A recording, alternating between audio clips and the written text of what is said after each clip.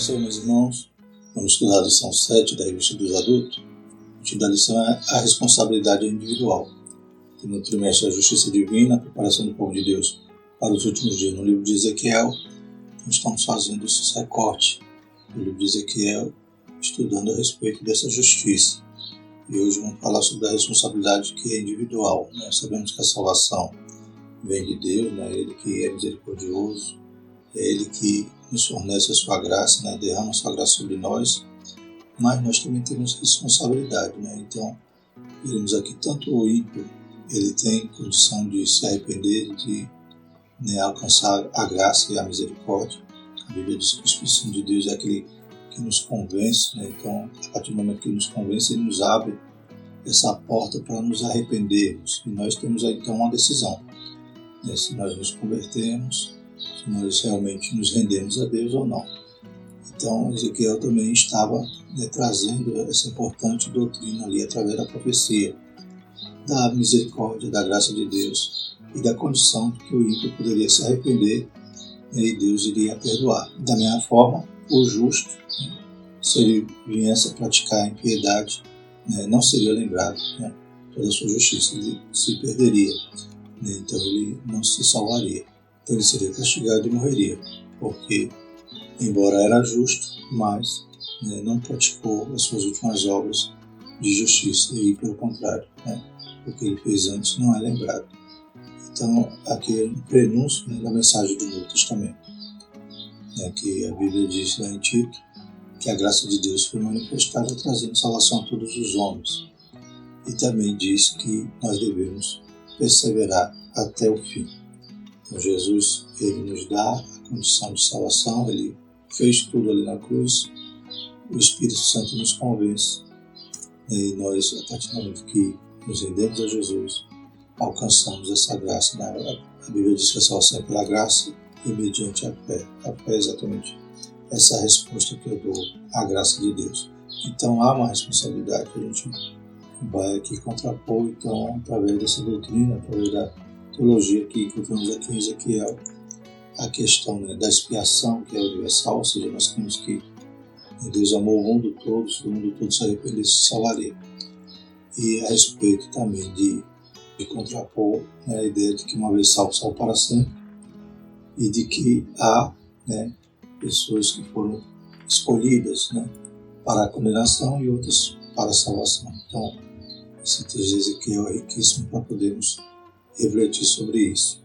Lembro, os irmãos, que desejarem slide, há na descrição do vídeo no YouTube o link para download do PDF do PowerPoint, que os irmãos podem usar gratuitamente. Textual: a alma que pecar, essa morrerá. O filho não levará a maldade do pai, nem o pai levará a maldade do filho. A justiça do justo ficará sobre ele, e a impiedade do ímpio cairá sobre ele. Então, como partido para esse desdobramento desse texto de Ezequiel, é exatamente esse ditado que eles usavam, de que eles acreditavam que estavam sendo castigados por causa dos pecados dos pais. Então, era uma forma de se queixar de Deus. Então, estamos dizendo que Deus era injusto. Deus, através de Ezequiel, está falando que eles estão sendo castigados pelos seus próprios pecados. Eles não estão pagando pelos pecados dos seus antepassados. Pelo contrário, eles teriam a oportunidade até de se arrepender, mas não faziam. Então, se eles estavam sofrendo agora todo aquele castigo em Jerusalém e Judá, era por causa da sua própria geração, dos seus próprios pecados, que permaneciam repetindo os pecados de seus pais. Então, o castigo era deles, não era dos pais que estava sendo transferido para eles. A verdade prática: para além da responsabilidade individual, a palavra de Deus se posiciona contra o fatalismo, isto é, contra a ideia de que tudo está determinado por um rígido destino. Então, a partir desse ditado, eles poderiam dizer: não, nós já estamos condenados, Deus já decidiu nos condenar, não tem jeito para a gente. Então, não existe esse fatalismo.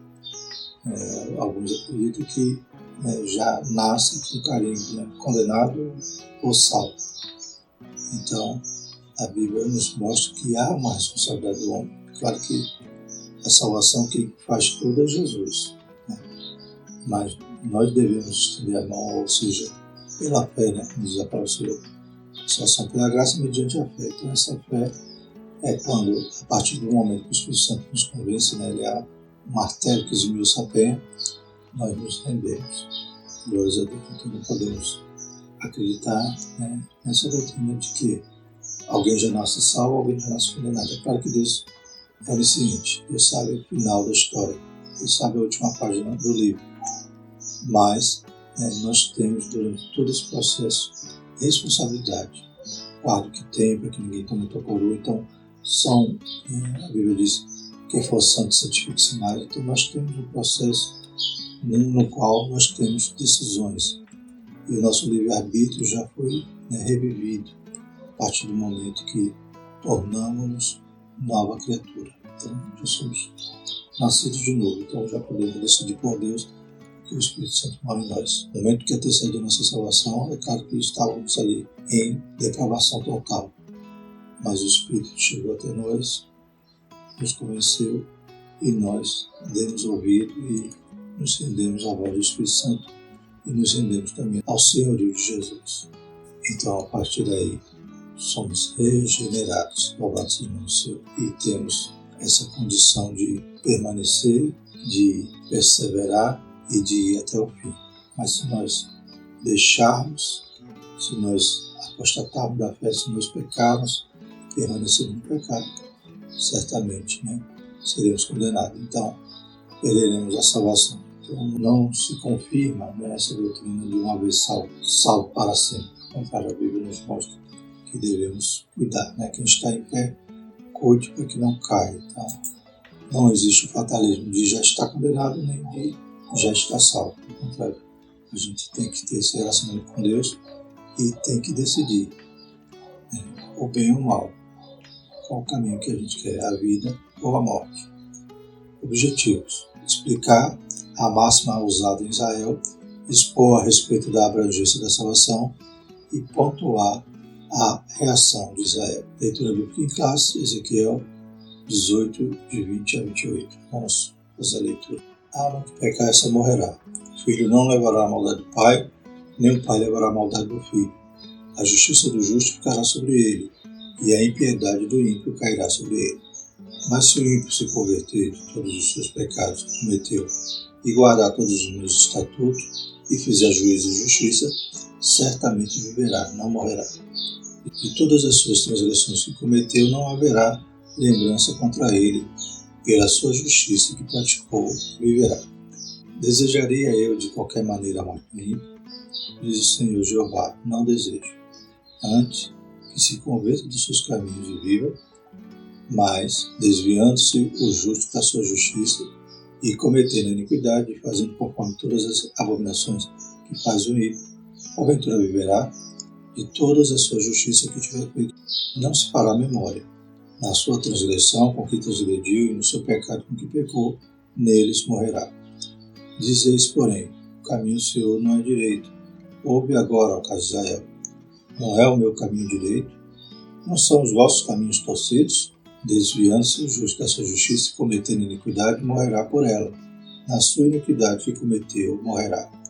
Mas, convertendo-se o ímpio de sua impiedade que cometeu e praticando o juízo e a justiça, conservará este a sua alma em vida. Pois quem reconsidera e se converte de todas as suas transgressões que cometeu, certamente viverá, não morrerá.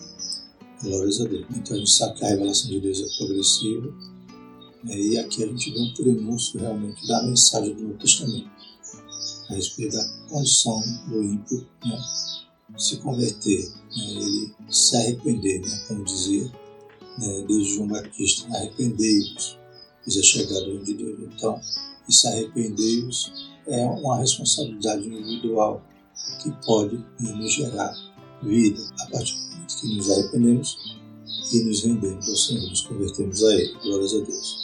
Aceitamos a Ele como nosso Senhor e Salvador. Introdução.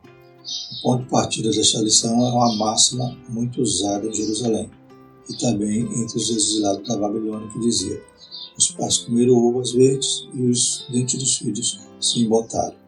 Então, Jeremias 31:29 e Ezequiel 18:2.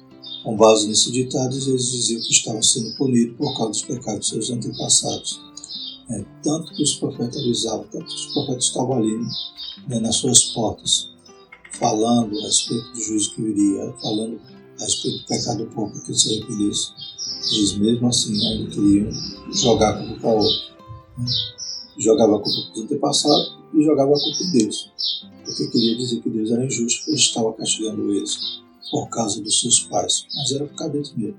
Então esse ditado, essa máxima que eles usavam, era uma falácia. A gente vai ver que é um erro de interpretação, inclusive da lei, que até aquele momento eles usavam, e usavam também como desculpa, para muitas coisas que aconteciam erradas em suas vidas, eles queriam culpar então seus antepassados. E além disso, murmurar contra Deus, achando que Deus estava sendo injusto contra eles. Primeiro tópico sobre a máxima usada de Israel. Primeiro sobre o tópico, uma máxima equivocada. O ditado popular, os pais comeram uvas verdes e os dentes dos filhos se embotaram, se baseava numa interpretação equivocada sobre o terceiro mandamento do Decálogo, Êxodo 25 e repetido em Deuteronômio 5:9, que diz, vamos ler na nova versão transformadora, que deixa bem claro: não se curve diante deles, nem os adore, pois eu, Senhor, seu Deus, sou um Deus zeloso. Trago as consequências do pecado dos pais sobre os filhos até a terceira e quarta geração dos que me rejeitam. Então, essa tradução deixa bem claro, esse trecho da lei, eles vão fazer essa interpretação errônea, achando que os filhos eram castigados pelos pecados do pai. Aqui mostra, que, na verdade, os filhos levam as consequências do pecado. Então, os filhos eles sofrem por causa do pecado do pai. Então, não é que o filho está sendo castigado, pelo contrário. Por exemplo, um pai que é uma família que é desestruturada, o pai pega, o pai bate. Então, os filhos vão levar esse trauma, vão levar essas consequências, muitas das vezes não vão querer evitá-lo.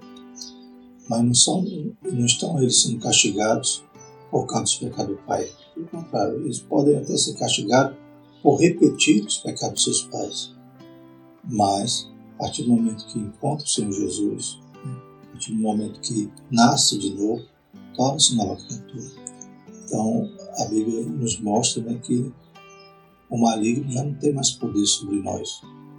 Nós já temos agora um proprietário, somos propriedade peculiar de Jesus. Então, não existe a ideia da maldição hereditária. Então, meu pai tinha uma maldição, tinha um demônio familiar, e esse vai me acompanhar. Não, Jesus quebra todos os grilhões, Jesus desfaz tudo isso. Então, a gente vai ver que essa doutrina, ou essa heresia da maldição hereditária que é ensinada hoje, se baseia também nessas máximas que o israelita ali, que o judeu acreditava. Então, mas o texto é claro, na Almeida Revista Corrigida vai dizer que visita a maldade dos pais até a terceira e quarta geração. Mas aqui nos deixa claro, se visitar a maldade dos pais quer dizer as consequências do pecado acompanham. Então, o que o homem plantar, ele colhe. Se os pais dão mau exemplo, os filhos vão imitar. Então, e vão sofrer consequências por causa do pecado, não do pecado do seu pai, mas do pecado que ele continua repetindo. Se os pais usavam droga, muitas das vezes isso vai refletir também numa má formação dos filhos. Então, são consequências do pecado, não castigo. O filho que se arrepender, ele é nova criatura, é gerado de novo. Então, ele não está sujeito a nenhuma maldição, pelo contrário. Ele está liberto. Conheceu a verdade o libertou. Glórias a Deus. E mesmo assim, essa consequência a gente vê aqui para aqueles que rejeitam a Deus. Por quê? Porque Jesus pode realmente nos libertar de todo o mal. E na Almeida Revista Corrigida vai dizer: aqueles que me aborrecem. Então, a maldição não é hereditária, ela só permanece quando os filhos continuam nos pecados dos pais. Veja a expressão: daqueles que me aborrecem. É um princípio divino estabelecido desde a lei de Moisés. Então a gente vê essa questão, esse movimento da batalha espiritual, não é a batalha espiritual em si, mas um movimento que vem cheio de heresias, e uma delas é essa tal da maldição hereditária. Infelizmente isso nasce no seio do neopentecostalismo, mas hoje muitas igrejas, muitos pentecostais estão crendo nisso e vão traçar mapas de demônios, demônios territoriais, demônios familiares, mas isso tudo é resolvido simplesmente aceitando Jesus. Quando a gente aceita Jesus, a gente já está livre da morte, da maldição. Né? Já somos como Israel, que estava ali no deserto, peregrinando, e Balaão querendo amaldiçoar. Balaque pagando para que ele amaldiçoasse. Ele diz: eu não posso amaldiçoar aqueles que Deus abençoa. Glórias a Deus. Todos estão debaixo da graça, debaixo da proteção, debaixo das mãos de Deus poderoso. Aleluia. Então podemos temer que o maior que está em nós que está no mundo. Acabou. Estamos libertos. Glórias a Deus. Não precisa nenhum rito, nenhuma cerimônia para quebrar a maldição. Isso é tudo mentira, antibíblico. Então, veja a expressão daqueles que me aborrecem. Né? Eu escolhi aqui na versão transformadora da geração dos que me rejeitam. É um princípio divino estabelecido desde a lei de Moisés. Então, eles se apegavam à interpretação errônea da lei, mas na própria lei já deixava claro. Né? A Bíblia explica a Bíblia. Lá em Deuteronômio 24:16 diz: os pais não morrerão pelos filhos, nem os filhos pelos pais, cada qual morrerá pelo seu pecado. E isso é lembrado na história de Israel, 2 Reis 14:5-6, conta a história de Amazias, que quando ele começa a reinar, ele vai matar aqueles servos que haviam matado seu pai Joás. Porém, ele não mata, não desfaz dos familiares, ou seja, ele não mata os filhos, porque ele já tinha essa compreensão da lei de que os filhos não morreriam pelos pecados dos pais. Segundo o subtópico, Jeremias e Ezequiel trataram do assunto. A palavra profética de Jeremias é escatológica. A seção de Jeremias 30:33 é o livro da consolação, que não foi editado separadamente como Lamentações. Essa parte da profecia anuncia a restauração de Israel e de Judá e contempla o futuro glorioso da nação unificada. Então, Jeremias, ele vai citar esse mesmo trecho, ele vai dizer: nunca mais vou falar que os pais comeram uvas verdes e os dentes dos filhos ficaram embotados. Então ele vai trazer aqui nesse trecho, capítulo 30-33, profecia sobre a restauração de Israel. Então, em um momento futuro, ninguém mais vai falar isso, não porque Deus está mandando, mas porque vão reconhecer, vão voltar-se para Deus, eles vão ter uma nova aliança. A Bíblia diz que Deus vai tirar a lei escrita em pedra e vai agora escrever nos corações deles. Então, esse momento de restauração, esse provérbio vai naturalmente deixar de ser falado. Esse oráculo está nesse contexto, como se nos revela também a profecia do livro de Jeremias. Então, Jeremias 31:29-30 diz: naquele dia nunca mais dirão. Então, nunca mais dirão, ou seja, é algo definitivo. Os pais comerão uma vez, mas foram os dentes dos filhos que se botaram. Ao contrário, cada um morrerá para a sua iniquidade, e todo homem que comeu uvas verdes, os dentes se botarão. Então, o comentarista ressalta que esse texto na profecia de Jeremias é algo escatológico, é o momento da restauração. É nesse contexto escatológico que nunca mais será pronunciado em Israel tal provérbio popular, mas a proibição anunciada por Ezequiel é imediata. Já a profecia de Ezequiel, ele está dizendo agora, entendo, não digam mais isso. Naquele momento que eles estavam sofrendo ali derrota pelo exército da Babilônia e haveria de ter aquela destruição em Jerusalém, no templo. Então, Ezequiel está alertando eles naquele momento: não diga isso, vocês estão sendo castigados por causa dos seus próprios pecados. Mais à frente também, em Lamentações, Jeremias diz: de que se queixa o homem? Queixa-se seus próprios pecados. Terceiro subtópico, problema em nosso tempo. A doutrina das uvas verdes e dentes embotados, que predominou no imaginário popular de Israel, a superstição deles, veio a ser parte do cardápio doutrinário de um movimento infiltrado em algumas igrejas conhecidas como batalha espiritual. Então existe esse movimento. Claro que batalha espiritual nós estamos constantemente, porque a Bíblia diz que a nossa luta não é contra a carne nem o sangue, mas contra os potestades. É uma luta espiritual. Mas há um movimento que vem cheio de penduricalhos, de doutrinas, de heresias, e uma delas é a maldição hereditária. Então, vigiemos, examinemos a Escritura. São movimentos que trazem doutrinas que não são bíblicas, a dizer que tem demônio na água, demônio na porta da cidade, demônio na lida, demônio aqui territorial, demônio familiar que vai passando de pai para filho, e precisa ter uma cerimônia, um movimento forte ali para quebrar aquela maldição. Então, a maldição é no momento que você cai de joelho ali aos pés de Jesus, aleluia, todos os grilhões são quebrados. Louvado seja o nome seja de Cristo. Aleluia. O maligno já não tem poder mais sobre sua vida. Glórias a Deus. Ele te usava, ele maltratava, ele te oprimia, ele brincava com, cirandava enquanto você estava no mundo, enquanto você estava perdido, mas aceitou Jesus. O inimigo ele tem para fazer qualquer coisa, ele tem que pedir autorização a Deus, e Deus só permite se for contribuir para o bem. A Bíblia diz que todas as coisas contribuem para o bem daqueles que amam a Deus. Ainda que a gente passe por uma luta, que o inimigo esteja nos atacando, ele não tem poder para fazer isso, a não ser que Deus permite, e se Deus permitir, é que tem um propósito. Então a prova, a luta vem com um propósito definido por Deus, pois Ele está no controle de tudo. E nós somos mais que vencedores, até dessa batalha ou da guerra espiritual, nós somos mais que vencedores. Pois em Cristo Jesus a gente já conhece o final da história, louvado seja o Senhor. Basta a gente permanecer fiel até o fim. Então, voltando a falar das uvas verdes, ou seja, dessa maldição, que é uma das doutrinas da batalha espiritual, diz: essa parte do ensino é a conhecida e extravagante doutrina da maldição hereditária. Quando alguém se converte a Cristo, deixa de aborrecer a Deus. Logo, essa passagem do terceiro mandamento do Decálogo não pode se aplicar aos crentes, pois eles se tornam em uma nova criatura. Pois as coisas velhas já passaram, eis que tudo se fez novo. Então você só permanece nas consequências ou gerando para a geração futura se você permanecer nos pecados dos seus pais. Aceitou a Cristo, nova criatura, louvado seja o nome do Senhor. E pelo contrário, agora Deus vai visitar até 1000 gerações, vai abençoar até 1000 gerações por causa da sua decisão, por causa da sua postura, porque você agora é um servo de Deus.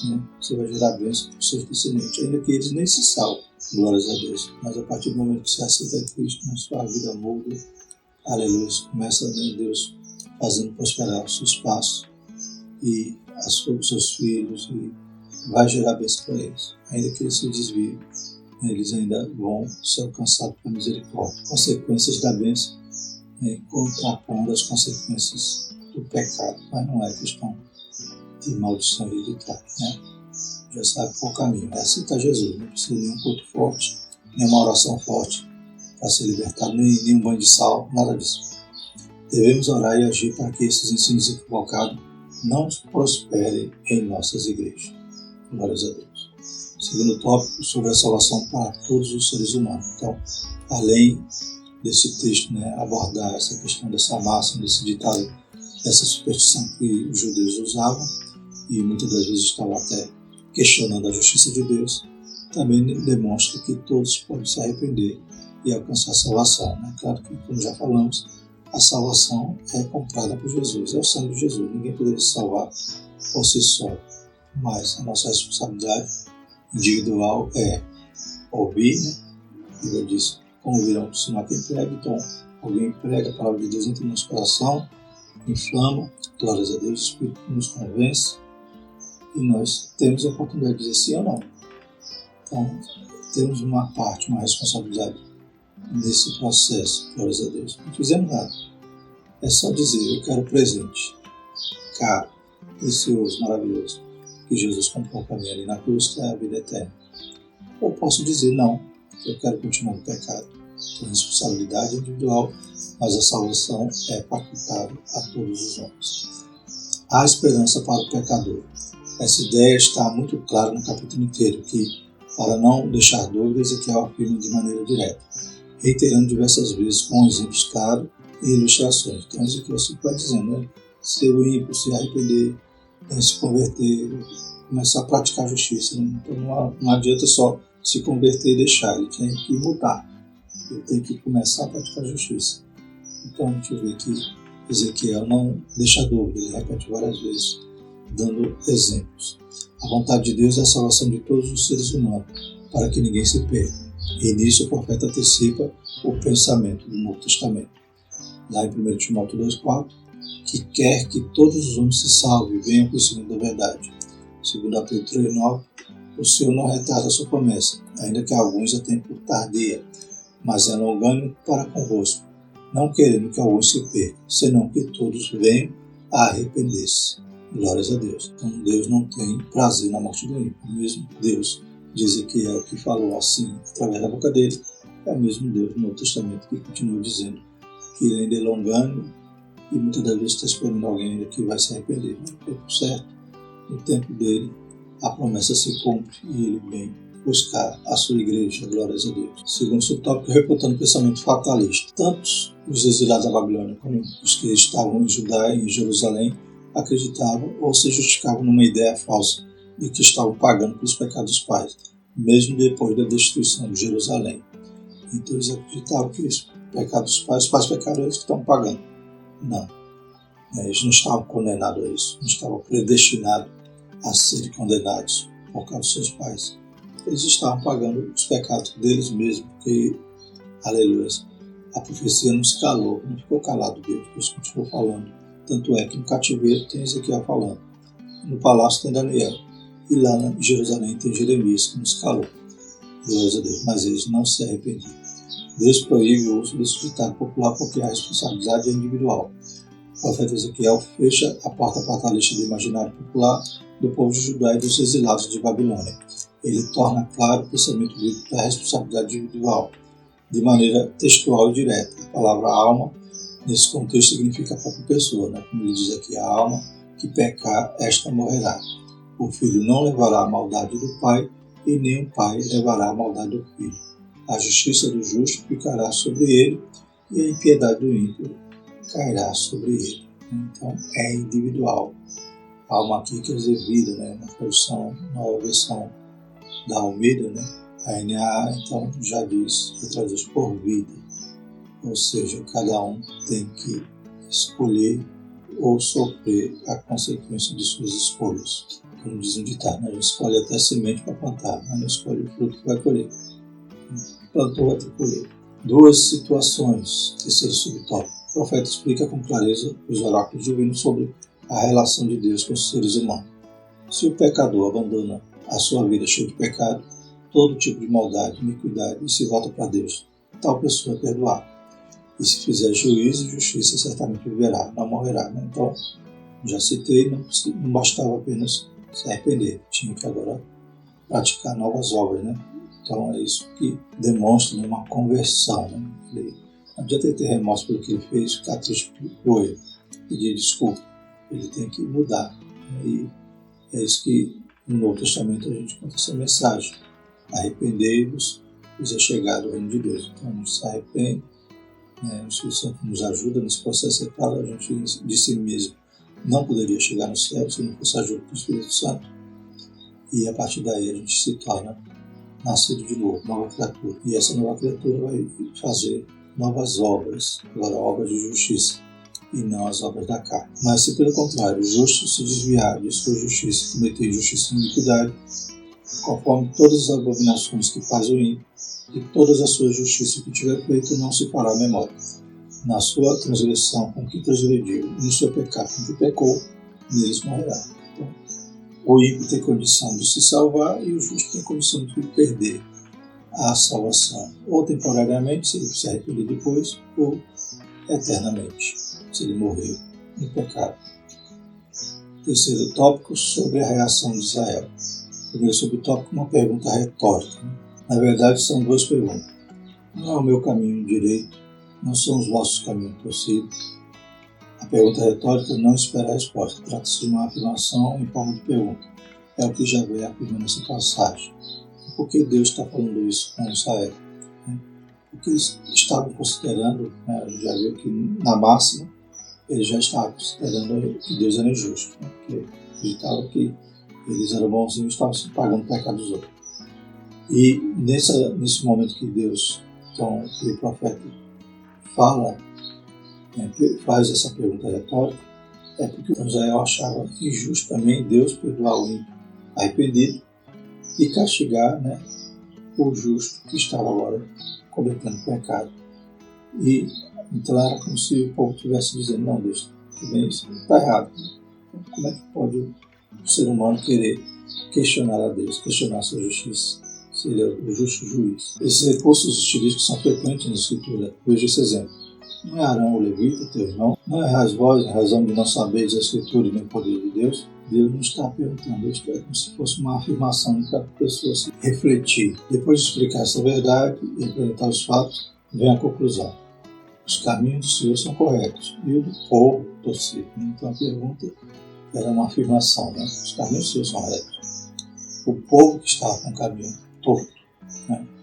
Segundo subtópico, sobre a justiça. Ezequiel deixa claro mais que o sol no meio-dia que a lei da responsabilidade individual é justa e está de acordo com os atributos divinos.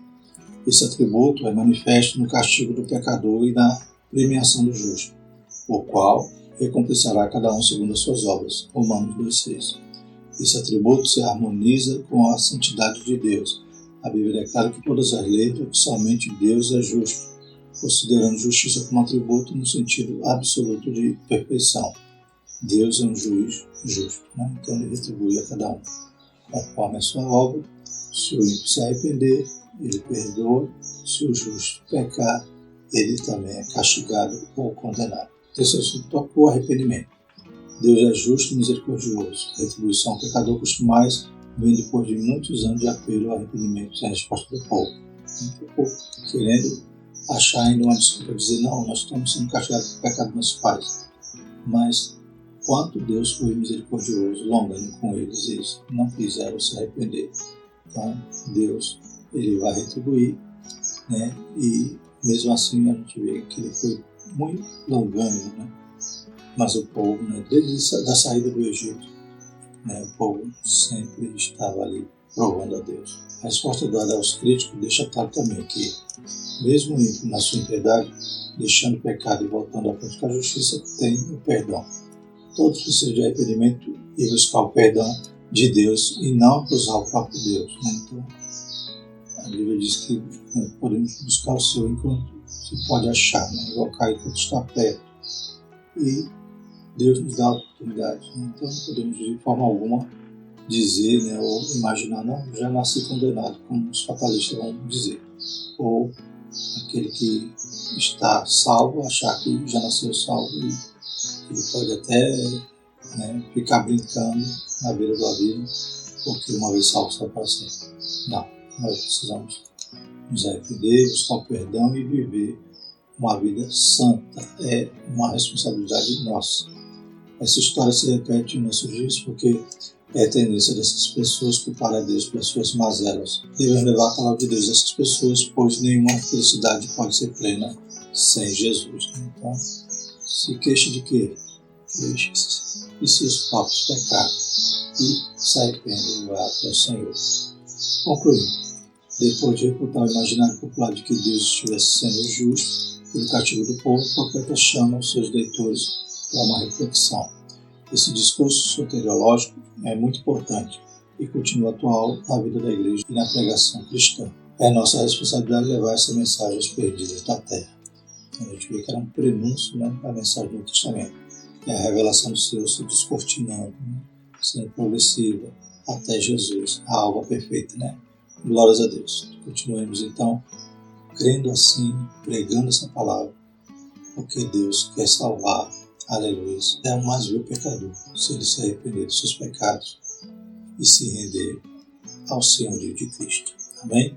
Graças a Deus por tudo. E na próxima lição continuaremos estudando sobre o livro de Ezequiel. Vamos falar sobre o bom pastor e os pastores infiéis. Glórias a Deus. Que livro rico, né, irmão? Que quantas profecias que muitas vezes a gente passa rapidinho, lê assim sem entender, porque tem muitos símbolos e acaba, né, não tendo essa oportunidade de examinar como a gente está fazendo nesse trimestre.